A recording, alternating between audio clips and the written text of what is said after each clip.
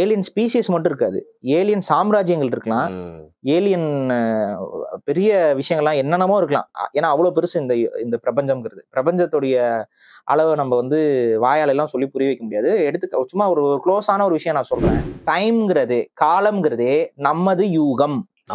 நம்ம கட்டமைச்சுக்கிட்டு தான் நீங்க யோசிச்சுக்கிட்டது டைம் அப்படிங்கிறது. ஒரு இதுல இருந்து இதுக்கு வர்றதுல ஒரு காலம்னு வச்சுக்கிறீங்க. ஒரு சூரியன் இங்க மறைஞ்சு உதிக்கிறதுல ஒரு காலம்னு வச்சுக்கிறீங்க. ஒரு சுத்துறதுல ஒரு காலம்னு வச்சுக்கிறீங்க. ஏன்னா இந்த ஏன்ஷியன்ட் ஏலியன்ஸ்னு ஒரு டாக்குமெண்ட்ரி சீரிஸ் இருக்கு.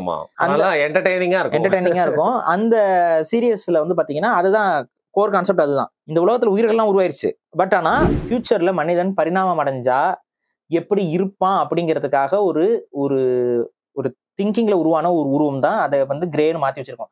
உடம்புக்கு நம்ம அதிகமா பயன் இல்லை. ஆனா விரல்களை நம்ம அதிகமா பயன்படுத்துறோம் கம்ப்யூட்டர். அதனால விரல் நீளமா பெருசாயிரும்.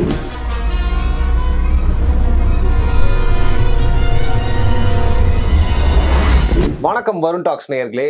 சில டாபிக்ஸ் எல்லாம் தவிர்க்கவே முடியாது. சில ஜானர் ஆஃப் மூவிஸ் நம்ம பார்க்காம இருந்திருக்கவே மாட்டோம். அந்த மாதிரி ஒரு விஷயம் தான் இது. வந்து அமானுஷனா சொல்ல முடியாது. இது வந்து காஸ்மிக்கான ஒரு matter. Out of the world அப்படின்னு சொல்லலாம். ஏலியன்ஸ்னா எப்பவுமே பாரி. வணக்கம் பாரி.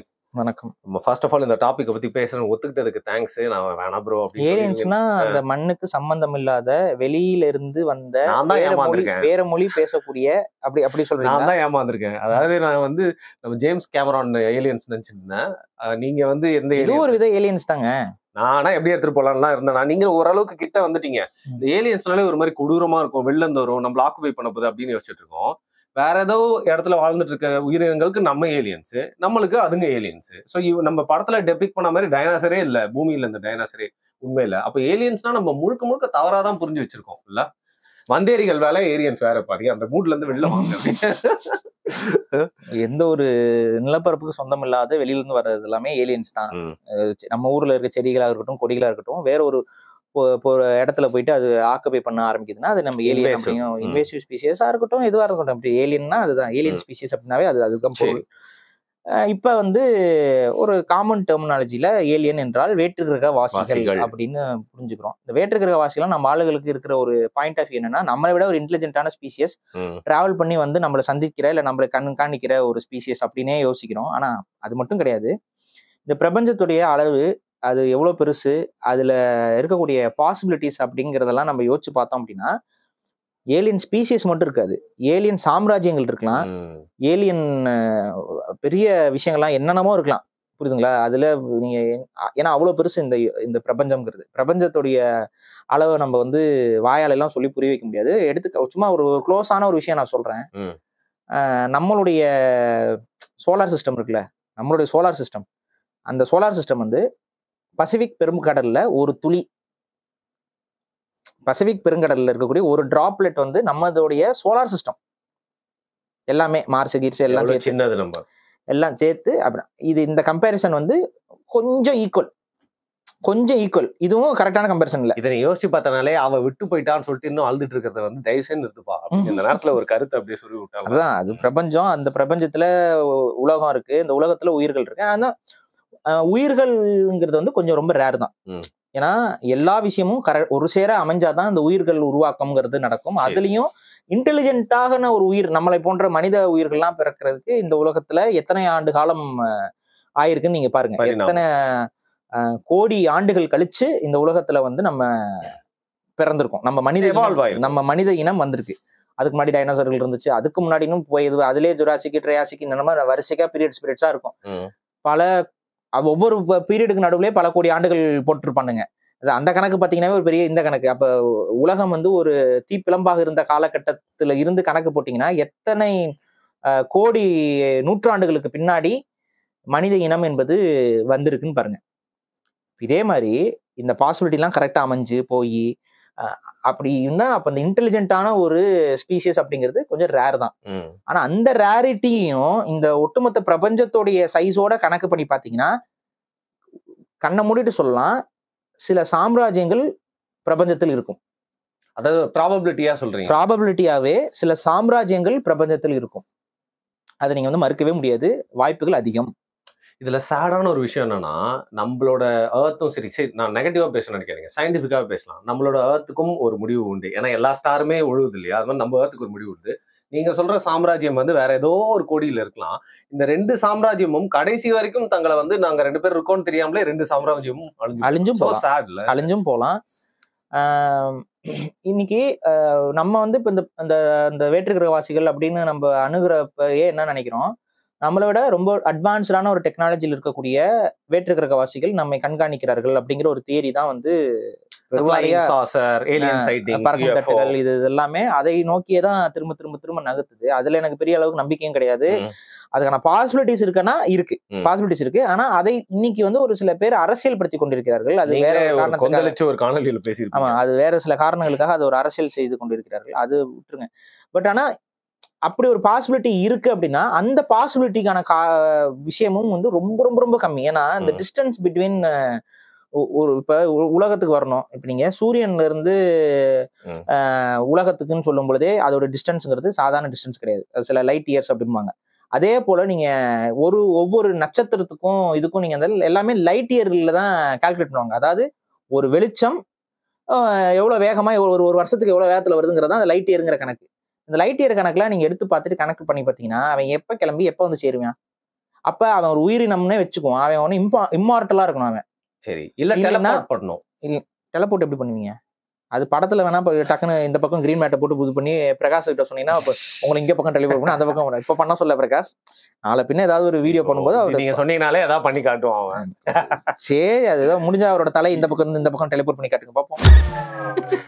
இல்ல பிரகாஷ் யோசிச்சுட்டு பாப்பல, நான் வேற டாபிக்குள்ள போங்கண்ணா, எனக்கு வேலை இழுத்து விடாதீங்கண்ணா. நான் என்ன சொல்றேன், உங்களை பெரிய எடிட்டர்னு சொல்றாங்க, சோ பாத்துக்கோங்க. நல்லா ஏத்தி விடுறாரு. சோ இந்த டெலபோர்ட் பண்றது இதெல்லாம் நீங்க சொல்றதுக்கு இதா இருக்கலாம். பட் அதை வந்து சாத்தியப்படுத்தணும்னா எப்படி பண்ணுவீங்க? ஆஸ் பர் சயின்ஸ் நீங்க யோசிச்சு பாருங்களேன். அதை பண்ணணும்னா உங்க உடம்புல இருக்க மாலிகுல் எல்லாத்தையும் அழிச்சிட்டு இந்த பக்கம் ஒரு மாலிகுல்ஸ் உருவாக்குறதா, எப்படி அதை அங்க மறைச்சு இங்க கொண்டு வருது, அதுக்கு நடுவுல ஏதாவது போர்ட்டல் உருவாக்குறதா? நீங்க சொல்ற அது நீங்க சொல்லுவாங்க இன்டர்ஸ்டெல்லர் படம் இருக்கு. அதுதான் நீங்க என்ன சொல்லுவாங்கன்னா, ஒரு பேப்பர் எடுத்துக்குவாங்க, இந்த பேப்பரை மடிச்சு இந்த டிஸ்டன்ஸ் பக்கத்துல எப்படிடா கொண்டு வருவேன்னா பேப்பரை மடிப்பாங்க. சரி ராஜா, நீ பேப்பரை மடிக்கிற, யூனிவர்ஸ் எப்படிடா மடிப்ப?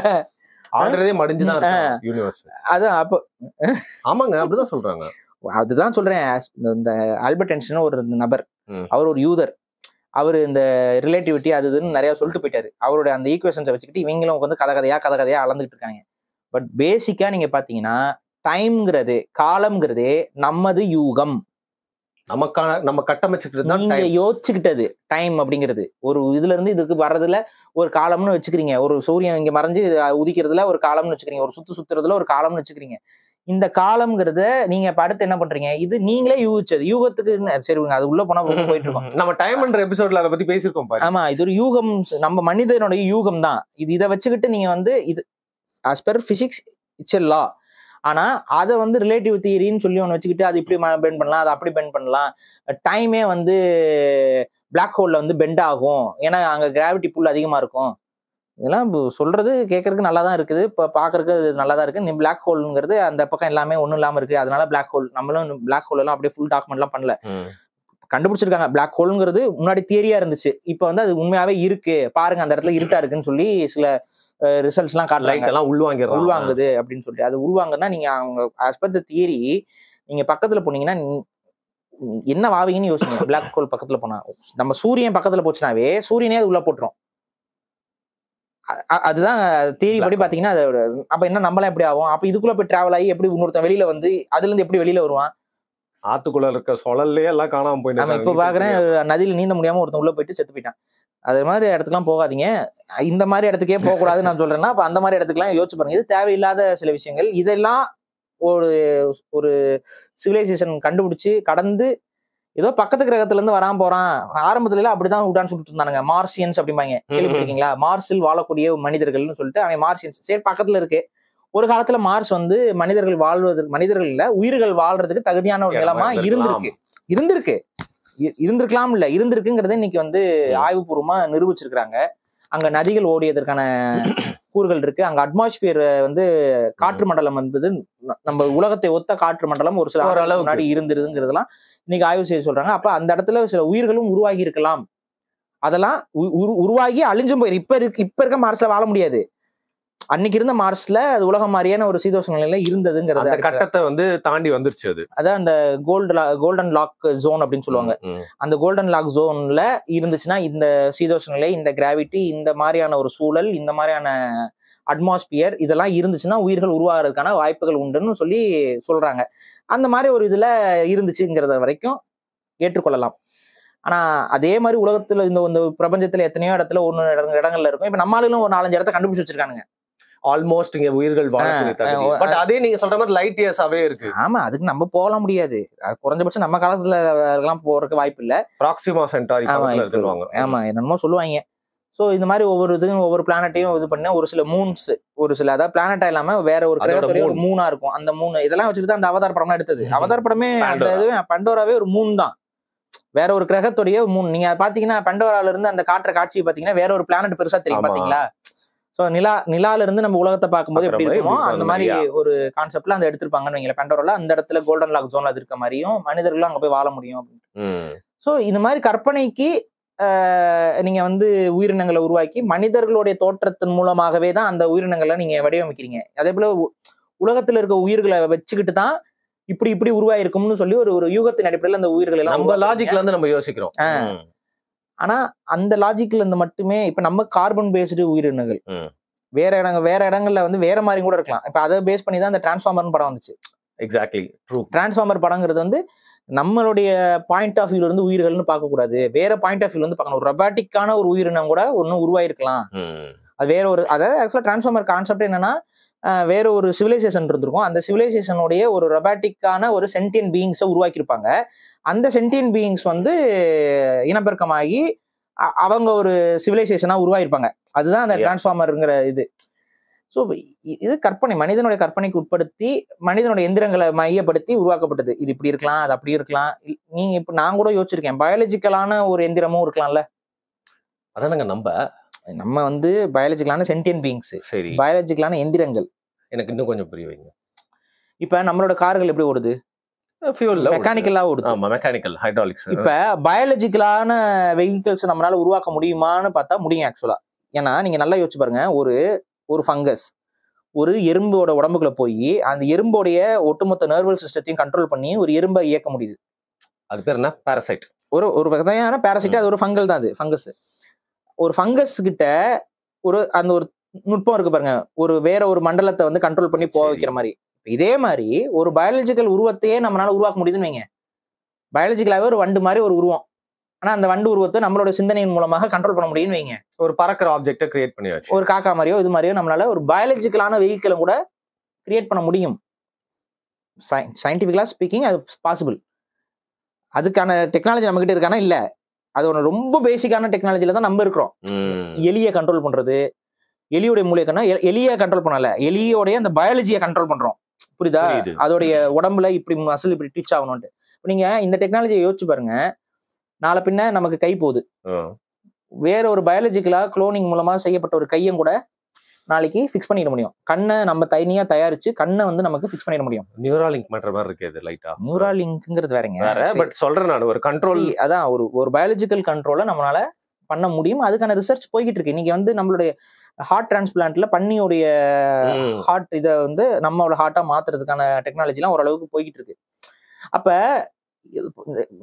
சயின்ஸ்ல என்லெஸ் பாசிபிலிட்டிஸ் இருக்கு. அதே போல பிரபஞ்சத்துல இதெல்லாம் கார்பன் பேஸ்டு லைஃப் ஃபார்ம்ஸ்க்கு நான் சொல்லிட்டு இருக்கேன். அது என்ன வேணாலும் எனர்ஜி பேஸ்டு லைஃப் ஃபார்மா கூட இருக்கலாம். கண்ணுக்கே தெரியும் நம்மள மாதிரி ஒரு பிசிக்கலா இல்லாம கூட எனர்ஜி பேஸ்டா கூட இருக்கலாம். நான் தான் சொல்றேன், ஒரு ஆற்றல் சார்ந்த ஒரு விஷயம். அதான் அரைவில் படத்துல காமிச்சிருப்பாங்களே. அது எல்லாமே யோசிச்சு வச்சு படம் எடுத்திருக்காங்க. அது என்ன சொல்றேன், ஏலியன்ஸ் அப்படிங்கிறது நம்மளால புரிஞ்சுக்க முடியாத இடத்துலதான் இன்னைக்கும் நம்ம இருக்கோம். ஆனா என்னை பொறுத்த வரைக்கும் நம்பிக்கை இருக்கு. கண்டிப்பாக உயிரினம்ங்கிற அந்த வரையறைக்குள்ள வாழக்கூடிய சிந்தனை உள்ள உயிரினங்கள் பிரபஞ்சத்தில் மனிதர் அல்லாத இந்த உலகத்திற்கு அப்பாற்பட்ட உயிரினங்கள் இருக்கிறது. இன்னொரு தியரி ஒண்ணு இருக்கு. அந்த தியரி என்னன்னா, இப்ப நம்ம உருவாயிருக்கோம், இந்த உலகத்துல உயிர் உருவாயிருக்கு. இதோடைய அந்த எக்ஸாக்டான அந்த உயிர் உருவாக்கத்திற்கான காரணம் நமக்கு தெரியாது. வெளியில இருந்து வந்திருக்கலாம்.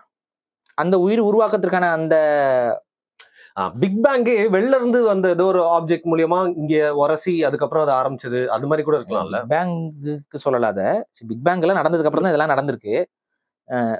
இந்த உலகத்துல உயிர்களுடைய இன்ட்ரோடக்ஷன் ஏலியனா இருக்கலாம். ஏலியனா இந்த சென்ஸ் வெளியில இருந்து வந்த ஒரு உயிர் அணுவா கூட இருக்கலாம். இந்த ஒரு பார்வையும் அறிவியல் ஆய்வாளர்களிடம் இருக்கு. சிலர் என்ன சொல்றாங்கன்னா சென்டியன்டான நம்ம வெளியில இருந்து வந்திருக்கலாம் ஒரு பார்வை இருக்கு. அதெல்லாம் வந்து யாரு சொல்லிட்டு இருப்பான்னு பாத்தீங்கன்னா இந்த ஏன்ஷியன்ட் ஏலியன்ஸ்னு ஒரு டாக்குமெண்ட்ரி சீரிஸ் இருக்கு. அதுல நமக்கு நம்பிக்கை இல்ல, ஆனா என்டர்டெய்னிங்கா இருக்கும். அந்த சீரியஸ்ல வந்து பாத்தீங்கன்னா அதுதான் கோர் கான்செப்ட். அதுதான் கோர் கான்செப்ட். என்னன்னா இந்த உலகத்துல உயிர்கள்லாம் உருவாயிருச்சு, பட் ஆனா ஹியூமன்ஸ் உருவாக்குனது வந்து ஏலியன்ஸ்ங்கிற கான்செப்ட்ல அவங்க வந்து பண்ணிருக்காங்க. எல்லாம் அது ஏன்னா ஒண்ணும் இல்ல, வெள்ளக்காரன் கட்டினதுன்னு சொல்ல முடியல. இது என்ன செவ்விந்தியர்கள் கட்டியிருக்காங்களா, இது எகிப்தியர்கள் கட்டியிருக்காங்களா, இது இந்தோனேசியர்கள் கட்டியிருக்காங்களா, தஞ்சை பெரிய கோயில தமிழர்கள் கட்டியிருக்காங்களா, இவங்களுக்குலாம் இவ்வளவு அறிவு இருக்குன்னு நம்ம ஒத்துக்க முடியாதே. அப்ப என்ன, அதெல்லாம் வேற்றுக்கிற வாசி கட்டினது. பீசா டவர் அது நாங்க கட்டினது. இந்த உலக வண்டர்ன்னு எல்லாம் சொல்லிட்டு இருக்கிற அவங்களோட கட்டினதெல்லாம் அதெல்லாம் நாங்க கட்டினது. அது எங்க ஊர் கட்டினது, அரசர் கட்டினது, இது கட்டினது, அதெல்லாம் எங்களுக்கான பெருமை. உங்களுக்கானது அதெல்லாம் ஏலியன் கட்டினது. நீங்க இந்த டவர் ஆஃப் பேபிலோன் கூட அவங்க கட்டினதுன்னு ஒத்துக்குவாங்க, மனுஷன் கட்டினதும். பேபிள் டவரும் கூட மனுஷன் கட்டினதுமாங்க. ஆனா இப்ப தஞ்சை பெரிய கோயில் யாரா கட்டினது, அதே 1000 வருஷமா கல்வெட்டுல அடிச்சு வச்சிருக்காங்க, அதெல்லாம் ஏலியன் கட்டினதுங்க. இங்க ஒருத்தன் சொல்லிட்டாங்க, தமிழ்நாட்டுல ஒருத்தன் சொல்லிட்டு இருந்தாரு, யாருன்னு தெரியல, பேர் தெரியாது, ஒருத்தர் வந்துட்டு ரோபோட் வந்து கட்டுச்சு, பெரிய பெரிய ரோபோட் வச்சிருந்தாருன்னு உலக ஒரு வீடியோ இருக்கு, யூடியூப்ல இருக்கு, போய் பாரு. அதெல்லாம் திட்டி வச்சிருப்பேன் நான், நமக்குனே வந்து வாய்க்கிறாங்கன்ட்டு.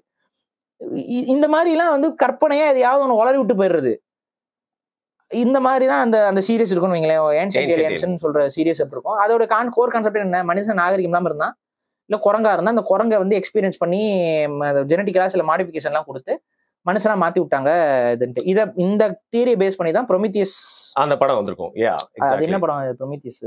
அது ஏலியனுடைய ப்ரீக்வல் தான். அது ப்ரொமித்தியஸ் ரிட்லி ஸ்காட் படம், நல்லா இருக்கும். இல்ல இப்போ மோஸ்டா பாத்தீங்கன்னா நீங்க சொல்ற அந்த கான்செப்ட் யார் கூட அதிகமா அசோசியேட் பண்ணுவாங்கன்னா சுமேரியன்ஸ், அப்புறம் இன்னொன்னு சொல்லுவாங்களே இப்போ சுமேரியன்ஸ் மாதிரி, ஐயோ அதை பத்தி நம்ம கிட்ட அக்கார்டியன்ஸோ ஏதோ ஒண்ணு நம்மளுக்கு, அப்புறம் ஈஜிப்தியன்ஸ், இவங்க எல்லாருமே நீங்க சொல்ற அந்த கான்செப்ட்ல அவங்க எல்லாம் வந்து இன்னும் சொபிஸ்டிகேட்டட் எலைட் பீயிங்ஸா இருந்தாங்க, ரொம்ப டெக்னாலஜிக்கலா, நம்ம வந்து அவங்களோட வழித்தோன்றல்கள் தான் அப்படிங்கிற மாதிரி வந்து சொல்லியிருப்பாங்க. அது சில விஷயங்கள் வந்து நம்மளோட முன்னோர்களுக்கு என்னென்ன தெரியுங்கிறது நமக்கே தெரியல. ஏன்னா நம்மளோட ஹிஸ்டரியே வந்து ஹேஸ் டு பி ரீரிட்டன். நிறைய விஷயங்கள் வந்து, ஏன்னா அகத்தியர் பேட்டரியை பத்தி நம்ம பேசுறோம், பேட்டரிக்கான குறிப்பை வந்து அகத்தியர் எழுதி வச்சுட்டு போயிருக்காரு, நம்ம படிக்கிறோம். அப்ப மின்சாரம் என்பது நம்ம இன்னைக்கு தெரியற மாதிரி இல்லாம அதுக்கு முன்கூட்டியே மின்சாரம் வேற ஏதோ தேவைக்கு பயன்படுத்தப்பட்டிருக்கு. எதுக்கு பயன்படுத்தப்பட்டிருக்குன்னு பாத்தீங்கன்னா முலாம் பூசருக்கு நம்ம வந்து மின்சாரத்தை பயன்படுத்திருக்கோங்கிறது நமக்கு வரலாறுல இருக்கு. சரி, அப்ப அந்த டெக்னாலஜி நம்ம கிட்ட இருந்திருக்குல்ல, அப்ப நடுவுல ஏன் பழக்கத்துல இல்லாம போச்சு தெரியல நமக்கு. அதை பத்தி குறிப்புகள் இருக்கு. அப்ப ஏதோ சம்திங் நடந்திருக்கு, மிஸ்ஸிங் லிங்க் இருக்கு மாதிரி இருக்கு. ரெண்டாவது வந்து பாத்தீங்கன்னா உலகத்துல கிடைச்ச சில தொழில்நுட்பம் சார்ந்த சில உண்மையான ஆர்டிஃபேக்ட்ஸ் எல்லாமே நம்மளுடைய டைம் லைனுக்கு அது கிடைச்ச அந்த கணக்கையும் அதோட கார்பன் டேட்டிங் டைமையும் அது என்னங்கிறதையும் நீங்க கணக்கு பண்ணி பாத்தீங்கன்னா நம்மளால சொல்ல முடியாத சில ஆர்டிஃபேக்ட்ஸ் எல்லாம் கிடைச்சிருக்கு நமக்கு. லைக் வந்து இப்ப சுமேரியன்ல இது வந்து பாத்தீங்கன்னா அவங்களுக்கு வந்து ஒரு இது கிடைச்சது, ஒரு கல்லு மாதிரி ஒண்ணு கிடைச்சது. ஒரு அது பேர் என்ன சொல்லுவாங்க, ஒரு கிரீன் கலர்ல ஒரு கல்லு மாதிரி, டேப்லெட்ஸ் மாதிரி. அந்த டேப்லெட்டை வந்து ஆய்வு செஞ்சு பாத்தீங்க அப்படின்னா அது மனுஷன் உருவாக்கி இருக்கிறதுக்கான வாய்ப்பே இல்லைங்கிற மாதிரி இருக்கும். எதனால அப்படி சொல்றீங்க? எதனாலன்னா அவங்களுக்கு தெரியல. சொல்ல ஹிஸ்டரி வந்து நமக்கு இன்னும் ரீரிட்டன், அது பார்க்கவே காம்ப்ளெக்ஸா இருக்குன்றீங்களா? அதுல இருக்க அந்த எழுத்துமே ரொம்ப காம்ப்ளெக்ஸான ரைட்டிங் சிஸ்டமா இருக்கும். அது அந்த டேப்லெட் வந்து அன்னைக்கு செஞ்சப்ப எப்படி இருந்துச்சோ அதே மாதிரி எந்த வித சிதைவும் இல்லாம அப்படியே கிடைச்சிருக்கு. ஸோ அதை வந்து செய்யற அளவுக்கு இருக்க டெக்னாலஜி என்ன, எப்படி அதை செஞ்சிருப்பாங்க நமக்கு ஒரு ஐடியாவும் கிடையாது. அதை எப்படிங்க செஞ்சிருக்க முடியும்னா மாலிகுலர் லெவல்ல அவங்களுக்கு சயின்ஸ் தெரிஞ்சாதான் பண்ணிருக்க முடியுங்கிறாங்க. அந்த அளவுக்கு சயின்ஸ் தெரிஞ்சவன் எப்படி அந்த காலத்துல இருந்திருக்க முடியுங்கிறது அவனுக்கு தெரியல. இதான் டைம் லைன் எடுக்குதுன்னு சொன்னீங்க. இந்த சில டைம் லைன்ஸ்ல வந்து கிடைக்கப்பட்ட சில, இப்ப நான் என்ன கேக்குறேங்க, இப்ப தஞ்சை பெரிய கோயில் இன்னைக்கு வரைக்கும் தஞ்சை பெரிய கோயில் இவ்வளவு ஒரு வெயிட்டான ஒரு பொருளை இந்த அளவுக்கு இருக்கிற இந்த ஆர்கிடெக்சர் இவங்களுக்கு நான் 1000 வருஷத்துக்கு முன்னாடி இவங்ககிட்ட இருந்துச்சு அப்படின்னா அது எப்படி இன்னைக்கு உட்காந்து யோசிச்சு தானே ஒன்னொன்னா சொல்லிட்டு இருக்காங்க, இப்படி இருந்திருக்கலாம் அப்படி இருந்திருக்கலாம் அப்படிங்கிற ஒரு முடிவை நம்ம வந்து எடுக்கிறோம். இப்போ நீங்க நம்ம ஊர்லயுமே வந்து பாருங்க இசைத்தூண்கள்னு இருக்கும். நீங்க அந்த டெக்னாலஜிலாம் நீங்க யோசிச்சு பாத்தீங்கன்னா எப்படி அவ்வளவு நுட்பம் வந்து அவனால எப்படி செய்ய முடிஞ்சதுன்னு. இன்னொன்னு பாருங்க, ட்ரில் மிஷினே கிடையாது, ட்ரில்லிங் போடுற மாதிரியான சில கன்ஸ்ட்ரக்ஷன்ஸ் வந்து நம்ம கிட்ட பண்ணி வச்சிருக்கோம். ட்ரில் மிஷினே இல்லாம எப்படி ட்ரில்லிங்கை வந்து சாத்தியப்படுத்தலாம்? அவன் வந்து ஊசி வச்சே குத்துனாலும் அது சாத்தியம் இல்லையே. ஸோ இந்த மாதிரி நம்மளால புரிஞ்சுக்க முடியாத, அதுக்கு உடனே நம்மளால ஒரு 10 பேர் ஒன்றும் இல்லைங்க, கொஞ்சம் எண்ணெய் எடுத்து ஒரு உணவு எடுத்து சீனி எடுத்து உள்ள போட்டீங்கன்னா எறும்பு ஊருங்க. எறும்பு ஊரு சரி, எறும்பு ஊரு எத்தனை வருஷம் கழிச்சு கட்டி முடிப்ப? சும்மா இவங்களுக்கு விளக்கம் தெரியலனா கிரிக்கெ மாதிரி ஏதாவது கதையை கட்டி விட்டு போயிடுறது, இந்த வேலையை பண்றது. நம்ம ஆள்கிட்ட இருக்கு இது ஒரு பெரிய ஒரு பிரச்சனை. உனக்கு விளக்கம் தெரியலனா இது எப்படி செஞ்சாங்கன்னு தெரியலன்னு சொல்லு. ஈவன் ஃபில்லிங் தி பிளாங்க்ஸ் ஏதாவது விட்டு பண்ணிரு. எதையாவது ஒண்ணு பண்ணோம்னா எறும்புக்கு நெய் இது ஊத்துவாங்களாம். அதே போலங்க அன்னைக்கு ஒரு நாள் சும்மா ஒரு இது பாத்துட்டு இருக்கேன், ஒரு பாக்குறேன். ஒரு திருக்கழுக்குன்றம் பக்கத்துல ஒரு சின்ன புடைப்பு மாதிரி ஒரு இடம் இருக்கும். அங்க வந்து பாத்தீங்கன்னா ஓட்டை ஓட்டையா இருக்கும். ஆக்சுவலா அந்த ஓட்டையெல்லாம் எதுக்கு அப்படின்னு பாத்தீங்கன்னா, அந்த காலத்துல இருந்த மனிதர்கள் வந்து அங்க வந்து ஆயுதங்களை செதுக்கிறதுக்கும் ஆயுதங்களுக்கு அச்சு ஊத்துறதுக்கும் இருந்த ஒரு இடம். கல்லுல வந்து ஈட்டிகள் எல்லாம் செய்யிருக்கு. அன்னைக்கு இரும்பை வந்து உருக்கி ஊத்துவாங்க, அதை எடுப்பாங்க. அப்ப என்ன பண்ணுவாங்கன்னா, இரும்ப உருக்கி ஊத்தும் பொழுது கல்லுல மெட்டலோடைய அந்த ஸ்ட்ரக்சர்ல செஞ்சிருப்பாங்க, அது ஊத்துவாங்க. ஊத்தும் போது அதுல ஒரு குச்சியை கொண்டு வந்து சொருகிடுவாங்க. சொருகினோடனே என்ன ஆகும், அது காஞ்சிரும். காஞ்சோடனே இப்படி எடுக்கும் பொழுது அது ஈட்டியா வரும். அப்புறம் அதை வந்து இன்னும் கொஞ்சம் பண்ணி ஷார்பன் பண்ணி ஈட்டியா மாத்திக்கிட்டு இருப்பாங்க. இது ஒரு டெக்னாலஜி. இது எல்லா ஆர்கியாலஜிஸ்டுக்கும் தெரியும். ஒருத்தன் கதை அடிச்சு விட்டாங்க. அந்த கதையை ஒருத்தன் வந்து இன்ஸ்டாகிராம்ல ரீல்ஸ்ல போட்டிருந்தான். அது கழுகுகள் வந்து தங்களது மூக்குகளை வந்து தேய்க்குமாங்க. அப்படி தேய்ச்சு கழுகுகள் தேய்ச்சு, அது ஒண்ணும் இல்ல, திருக்கழுக்குன்றம். திருக்கழுக்குன்றம்னா இவர் கழுகுன்ட்ட நினைச்சுக்கிட்டாரு. கழுகுக்கும் இருக்க வித்தியாசம் தெரியல இவருக்கு. கழு அப்படின்னா கழுமரம். கழுமரத்துல திருக்கழுக்குன்றம்னா அங்க கழுமரத்துல கொலை நடந்திருக்கு. அதனால அந்த ஊருக்கு பேரு, அந்த மலைக்கு பேரு, அங்க இருந்து சமண சித்தர்கள், இந்த மாதிரியான டெக்னாலஜி பேஸ்டா வாழ்ந்த மனிதர்கள் எல்லாரும் ஒரு காலத்துல தமிழ்நாட்டில் இனப்படுகொலை செய்யப்பட்டார்கள். அதான் கழுவேற்றம் பண்ணி கொண்டாங்க. அப்படி கழுவேற்றம் பண்ணி கொல்லப்பட்ட இடம் தான் திருக்கழுக்குன்றம். அந்த குன்றுல கழுமரத்துல தமிழ் சித்தர்களை கொலை செஞ்சாங்க. அதனால திருக்கழுக்குன்றம். திருக்கழுக்குன்றத்தை கழுகுன்னு நினைச்சுக்கிட்டாங்க.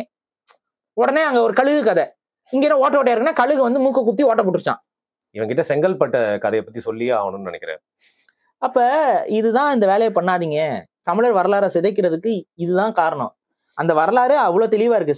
அங்க வாழ்ந்த சமண சித்தர்களுக்கு மெட்டலர்ஜி தெரியும். அந்த மெட்டலர்ஜியை பத்தி அவங்களுக்கு தெரிஞ்சனால அந்த ஈட்டிகள் தயாரிப்பதற்கான ஒரு ஓட்டைகளை அவங்க செஞ்சு வச்சிருந்தாங்க. அதுல இரும்பை ஊத்துவாங்க, அதுல அச்சு வார்ப்பாங்க. அந்த அச்சு வார்த்தனே அந்த இரும்பு அந்த கல்லுல வந்து தண்ணி அடிப்பாங்க. தண்ணி அடிச்சோன்னே கல்லு கூலாகும், உள்ள இருக்க மெட்டலும் ஜில்லுன்னு ஆகி அது வந்து ஒன்ஸ் மெட்டல் ஜில்லுன்னு ஆச்சுன்னா அது வந்து காம்பாக்ட் ஆயிரும், உருகுனா வந்துடும். உருகுனா வர அந்த ஈட்டியை வந்து அடுத்து வந்து கூர்த்திட்டு ஈட்டிகள் ஆயுதம் தயாரிக்கிற ஒரு இடமா அது இருந்திருக்கு. அந்த இடத்துல இருந்த சமண சித்தர்களை கழுவேற்றி நடுவுல கொல்றதுனால அந்த இடத்துக்கு பேரு திருக்கழுக்குன்றம்னு பேர் வருது. இந்த கழுங்குறத கழுகோட குழப்பிக்கிட்டு அந்த இடத்துல கழுகுகள் வந்து உட்காந்து மூக்க தேய்ச்சுதுன்னு சொல்லி எவனோ ஒருத்தன் கதையை அடிச்சுட்டு போயிட்டான். அதை இன்னைக்கு நம்பிட்டு இருக்காங்க.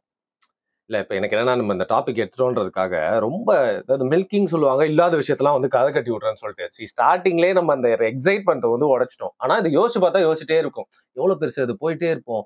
நம்மளுக்கு வந்து முடிவில்லாத பிரபலத்தை எங்க இருக்கோம்னா போயிட்டே இருக்கும். ஆனா அதை வச்சு கட்டுக்கதைகள் நிறைய பண்ணாங்கல்ல, அதுல அந்த ரெப்டிலியன் தியரியை பத்தி நிறைய பேர் இல்ல, அது கதையா ரொம்ப இன்ட்ரெஸ்டிங்கா இருக்கும். ஆனா அது ஏன் வந்து அந்த கதை அது வந்து தியோசபிக்கல் சொசைட்டி பண்ணி விட்ட ஒரு முட்டாள்தனமான உருட்டுங்க. அது என்னன்னு முதல்ல சொல்லிருங்க பீப்புளுக்கு.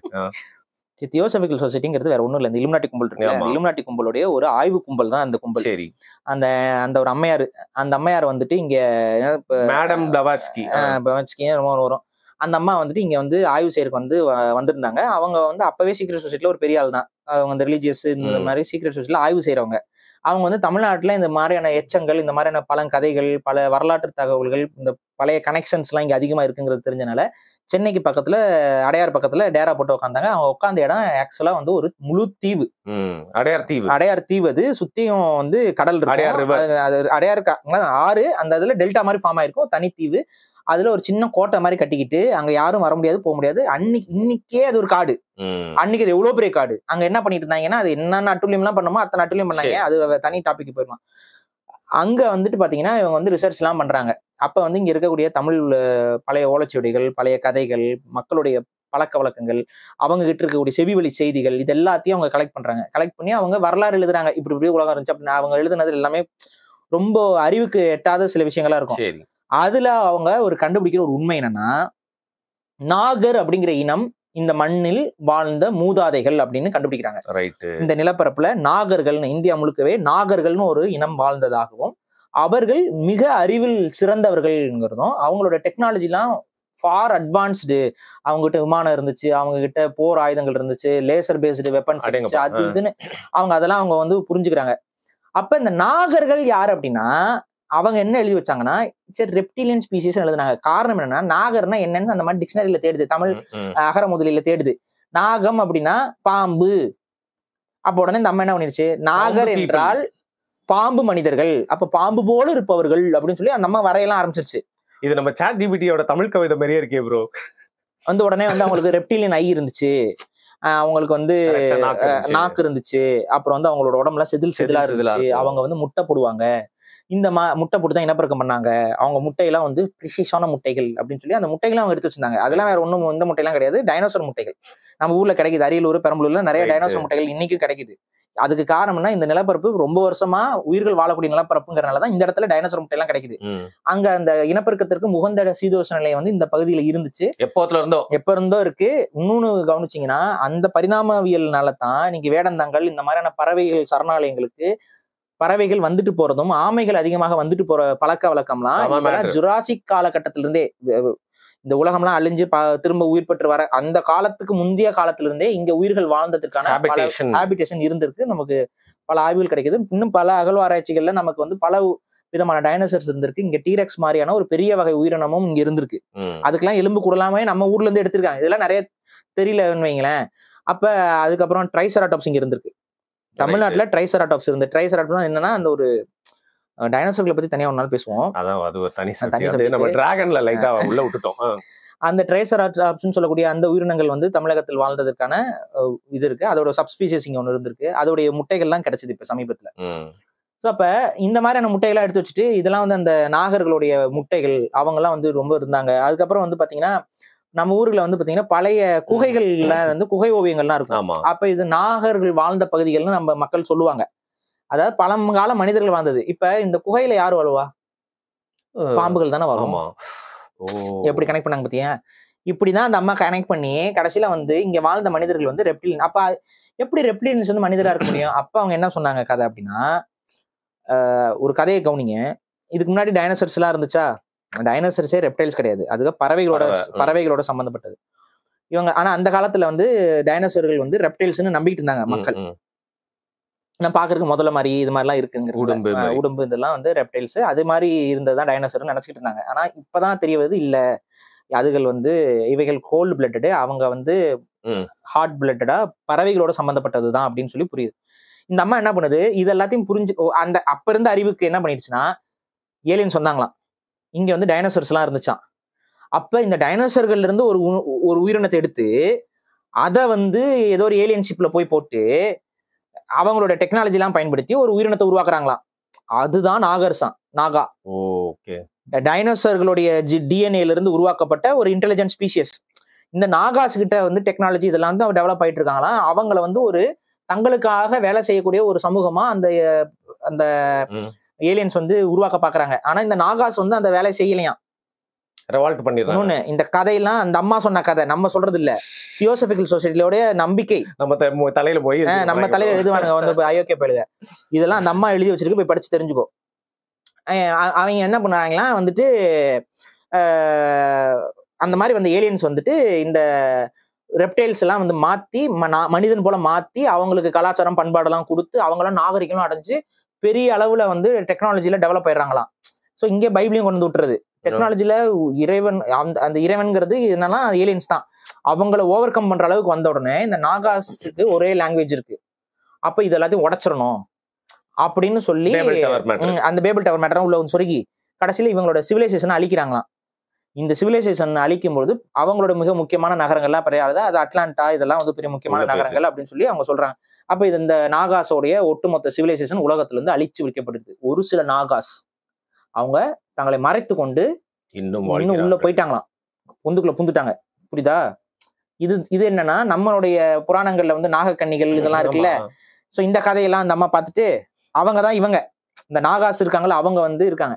இப்ப சரி மனுஷன் யாரு அப்படின்னா ரெப்டைலியன் ஸ்பீசிஸ்ல வந்து நம்ம கண்ட்ரோல் விட்டு போயிட்டாங்க. அதனால இந்த முறை மேமலியன் ஸ்பீசிஸ்ல வந்து பாலூட்டிகள் இருந்து ஒரு அறிவான உயிரினத்தை உருவாக்க ட்ரை பண்ணி பார்ப்போம்னு சொல்லி குரங்க பிடிச்சி நம்மளை மாத்தி விட்டாங்களாம். ஓகேவா? அப்பவே டார்வின்லாம் தியரி சொல்லிட்டாரு, குரங்குல தான் மனுஷன் வந்தான்ட்டு. இந்த மாதிரி ஏத்துக்குது. அதனால என்ன பண்ணுது, இதை தூக்கி போட்டுருச்சு. குரங்குல இருந்து எப்படி மனுஷன் வந்தான், இப்படி உடனே எடுத்து ஒரு ஏலியன் வந்து எல்லாரையும் மாத்தி டிஎன்ஏ சேஞ்ச் எல்லாம் பண்ணி மனுஷனா மாத்திட்டான். இதுக்கு நடுவுல நிறைய எக்ஸ்பெரிமெண்ட் எல்லாம் பண்ணாங்க, குதிரை அது இதெல்லாம் போட்டாங்க. அதனாலதான் இந்த ஹிந்து புராணங்கள் எல்லாம் இந்த குதிரை தலை யானை தலை எல்லாம் இருந்துச்சு, இதெல்லாம் அந்த எக்ஸ்பெரிமெண்ட்ஸ் அப்படி அப்படின்னா நம்ம கதையை அடிச்சு விட்டு கடைசியில் என்ன இருந்துச்சு, மனித இனத்தை உருவாக்கிட்டாங்க.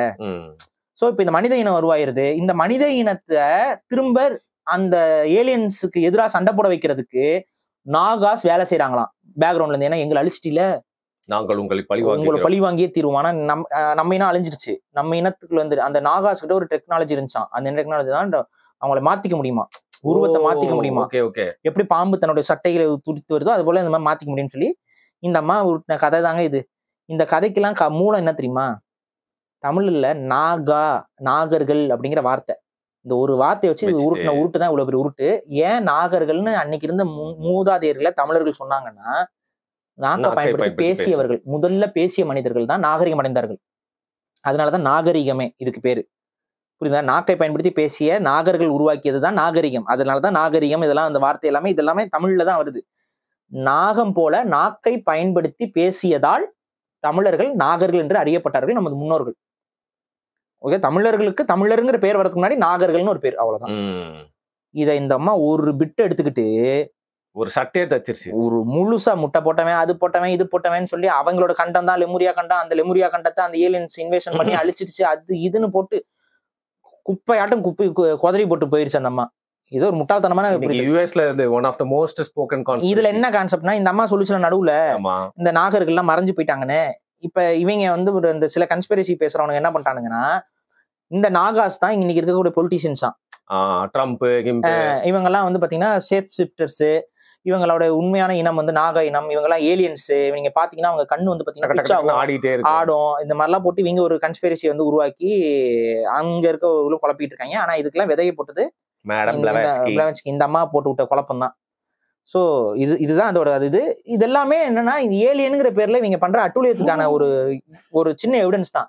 உண்மையான வரலாறை மறைச்சு ஏலியன்ஸ் போட்டு நான் சொல்றது என்னன்னா, எனக்கே நம்பிக்கை இருக்கு, பிரபஞ்சத்தில் உயிர்கள் இருக்கு. நாகரிகம் அடைந்த உயிரும் இருக்கலாம், நாகரிகம் இல்லாத உயிரும் இருக்கலாம். இதுக்கு முன்னாடி ஸ்டேஜ்ல இருக்கிறது நமக்கு ஈக்குவலா இருக்கிற மாதிரியான உயிர்களும் இருக்கலாம், நம்மளோட அட்வான்ஸா இருக்கிறவங்களும் இருக்கலாம். ஆனா அவன் இங்க வர்றதுக்கும் நம்ம அங்க போறதுக்குமான வாய்ப்புன்னு ஒண்ணு இருக்கு பாத்தீங்களா. அது இந்த பிசிக்கல் இதுல நீங்க வந்து கணக்கு பண்ணி பாத்தீங்கன்னா பல லைட் இயர்ஸ் கடந்து வரணும்.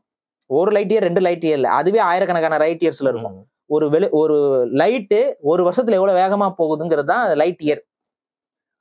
வெளிச்சம் எவ்வளவு வேகமா போகும் அதை கணக்கெடுக்க முடியுது நம்மளால. அந்த மாதிரி நம்மளால போக முடியுமா? அது போகிறதுக்கு தான் இந்த ரியாக்டர்ஸ் எல்லாம் வச்சு நம்ம ஆய்வு எல்லாம் பண்ணிட்டு இருக்கோம். அது வந்து அதுவே வெளிச்சம் அளவுக்கு போறதுக்கான டைமிங்கே தொடர்றதுக்கு அவ்வளவு பிரச்சனை. இப்ப ஒரு புரோட்டான் இதெல்லாம் வந்து வேகப்படுத்தி பாக்குறேன், அதெல்லாம் தான் பண்ணிட்டு இருக்காங்க, டெஸ்டிங் பண்றாங்க. அப்படி நம்மளால அனுப்ப முடியுமா ஒரு பொருளை அவ்வளவு வேகமா அப்படின்னு?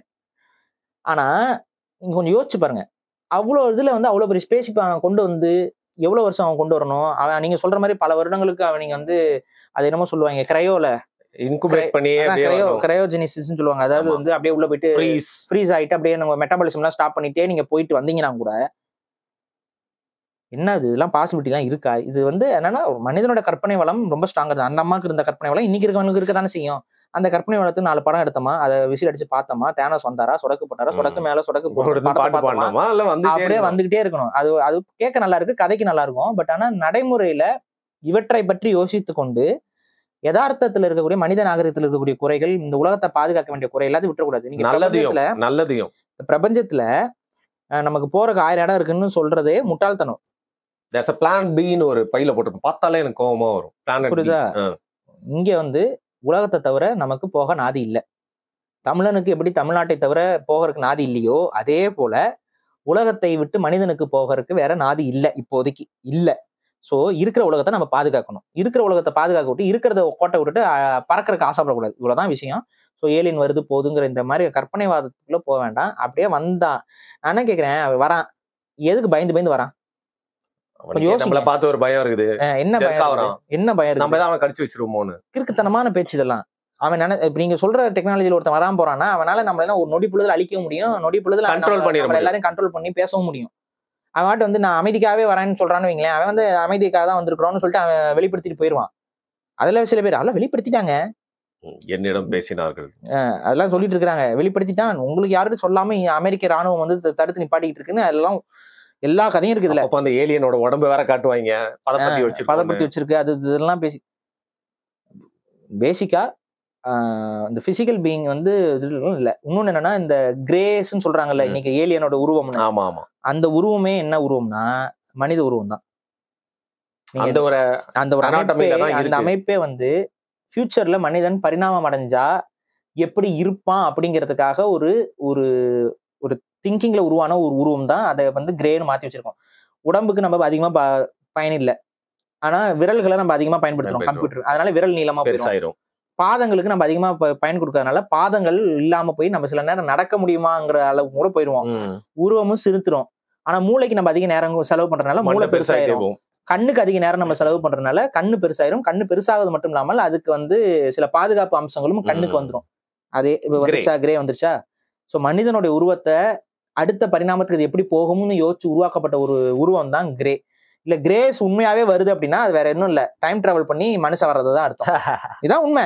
முடிக்கிறப்ப எங்க குழப்பம். அப்புறம் என்னங்க, கிரே உண்மையாவே வருது, கிரேவை பார்த்தோம் கீத்தோம் நிறைய பேர் வாக்குமூலம் கொடுத்துட்டு இருக்காங்க. அப்ப அது உண்மையா இருக்குங்கிற பட்சத்தில் அது மனுஷன் தான். அது மனுஷன் வந்து பிற்காலத்துல டைம் டிராவலை கண்டுபிடிச்சிட்டான்னு அர்த்தம்.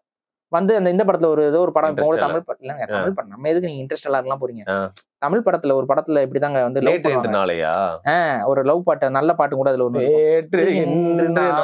நாசமா போறதுக்கு லவ் பண்றேன் அப்படிங்கிறது. அந்த மாதிரி காலம் கடந்து லவ் பண்றதுக்கு அது எதுவும் வருதான்னு தெரியல நமக்கு. சரி, ரைட்.